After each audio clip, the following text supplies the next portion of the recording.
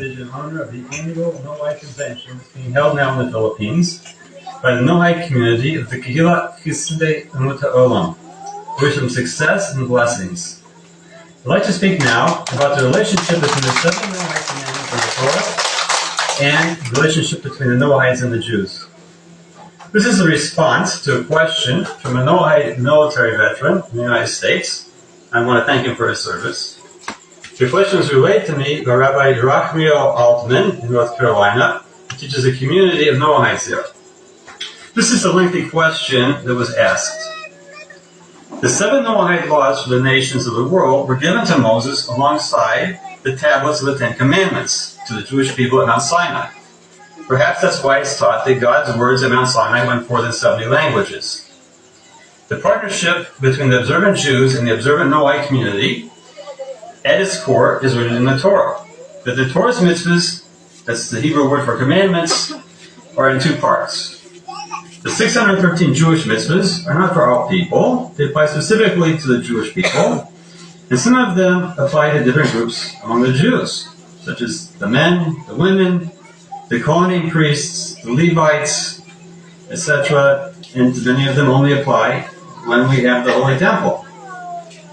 And separately, for the Gentiles, which is all the non-Jews in the world, there are the general 7 Noahide commandments, and all the obligations and prohibitions that branch off from them. So, the question is, what does that partnership look like, and how does it work? What is the specific critical roles and functions of the 2 communities, the observant Jews and the observant Noahides, working in tandem in order to hasten the coming of the Mashiach and the start of the Messianic age? So reading this, I immediately recognized that the different parts in this question are all addressed in teachings by the Lubavitcher Rabbi.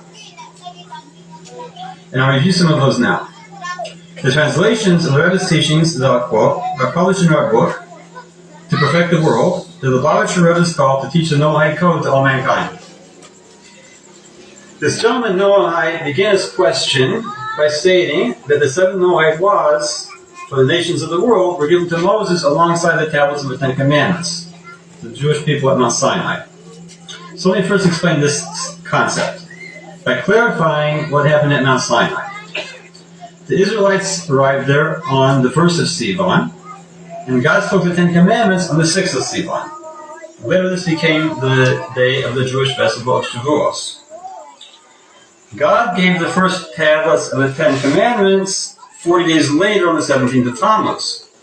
And the episode of the golden calf happened on that day.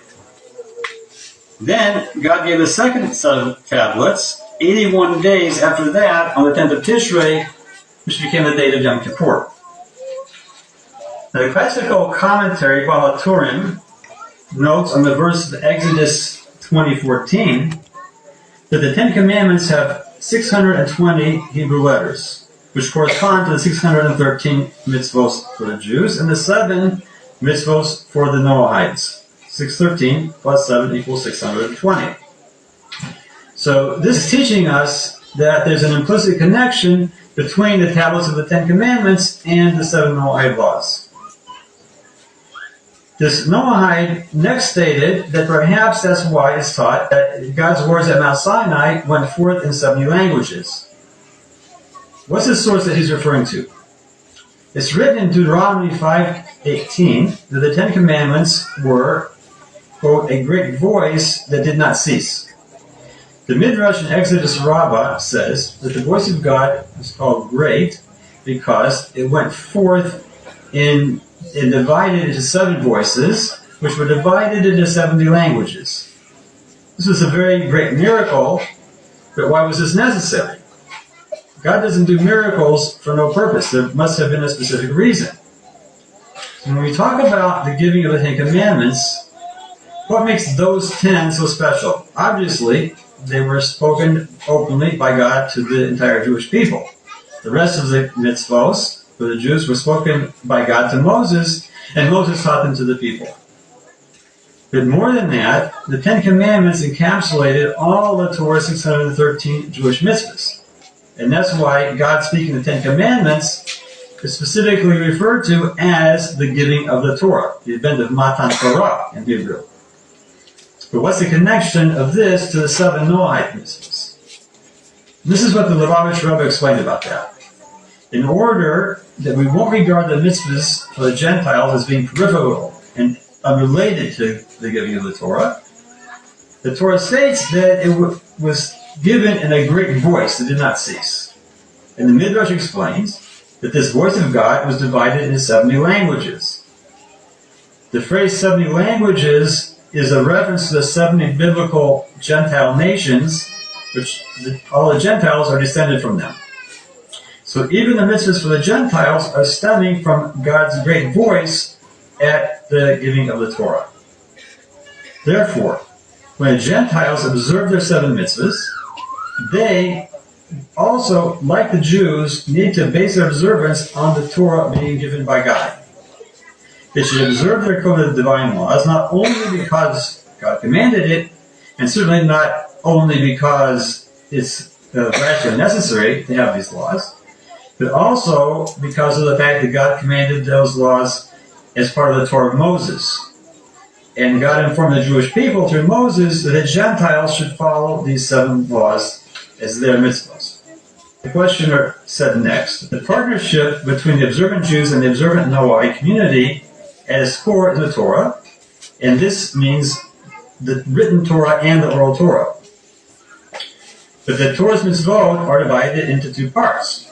There's the 613 Jewish mitzvahs, which apply specifically to the Jews, and there are the 7 Noahide mitzvahs that apply to all the Gentiles in the world. So this question is, what does this partnership look like, and how does it work? What are the specific critical roles and functions of these 2 communities, the observant Jews and the observant Noahides, working in tandem in order to hasten the coming of Mashiach and the start of the Messianic age? I'd like to describe this as 3 aspects within the relationship between the Jewish people and the Gentiles. In the first aspect, there's a basic relationship commanded by God, that's stated by Maimonides, who's known as Rambam, Rabbi Moshe ben Maimon, in his work Mishnah Torah in the section Laws of Kings 8:10. He gives a ruling that Moses was commanded by the Almighty to compel all the inhabitants of the world to accept the commandments given to Noah's descendants. The classical commentator Tosafos Yom Tov wrote that this should be done through verbal persuasion to draw their hearts to follow the will of the Creator. Now, although this obligation was commanded to all Jews in general, the Rebbe explained that it should be put into practice by Jews who are setting a correct example by living a Torah-observant life. By doing so, this will hasten the coming of the Mashiach and the Messianic redemption. In the second aspect of the relationship, we note that when a Jew selflessly promotes the Noahide code to Gentiles, the Gentiles will see that the Jew is sincerely concerned with all dimensions of their well-being. How is this? It's because this observance will bring the Gentile to receive reward from God, both in this world and to merit life in the world to come. Then, in appreciation, the Gentile will naturally reciprocate with goodness and friendship.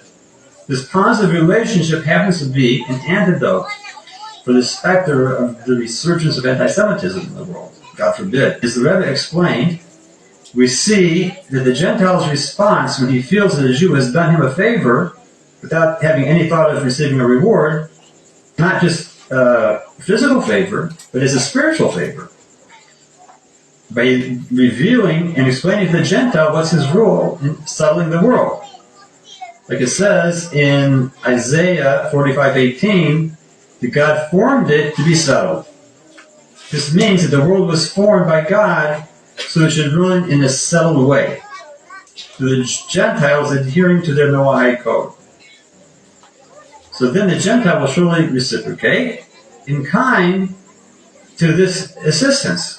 It is written in Proverbs 27:19, as water reflects a face to face, so too is reflected what's in a person's heart back to him by another person.